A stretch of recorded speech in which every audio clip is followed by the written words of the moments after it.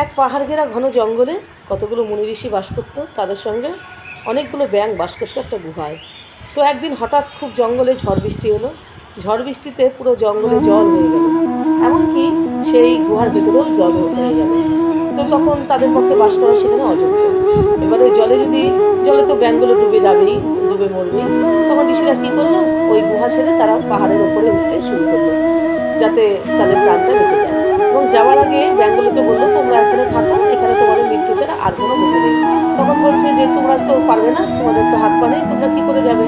তোমরা চেষ্টা করো, যদি পাহাড়ের গা বেয়ে উপরে উঠা যদি পারো তাহলে এসো, তাহলে পরে তোমাদের সাথে দেখা হবে। কিন্তু তোমরা কখনোই পারবে না, তোমাদের দ্বারা এসব কখনোই হবে না, তোমাদের মৃত্যুই শেষ ঠিকানা।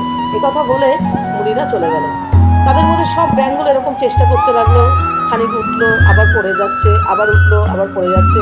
এরকমভাবে করতে করতে একটা ব্যাঙ ঠিক ওপরে উঠে গেল। সে তার প্রাণটা বেঁচে গেল। সে কেন বেঁচে গেল জানো? কারণ সে মুনি ঋষিরা যে তাদের এত তাচ্ছিল্য এত অপমান করে গেছে, সে কিছু শুনতে পায়নি। কারণ ব্যাংকটা ছিল বলি, সে কিছু শুনতে পায়নি। তাই সে কোনো কিছু উপেক্ষা না করে তার চেষ্টা ছিল একটাই, যে আমাকে বাঁচতে হবে, আমার প্রাণে বাঁচতে হবে, এই জলে থাকলে সে বাঁচবে না। সেটা সে মাথায় রেখে সে তার চেষ্টাটা চালিয়ে গেছে।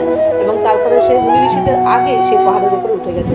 মুনি ঋষিরা যখন পাহাড়ের উপরে উঠে দেখলো যে সে ব্যাংকটা আগেই পৌঁছে গেছে, তখন সে বললো, তুমি কী করে পারলে এই উপরে উঠে আসতে?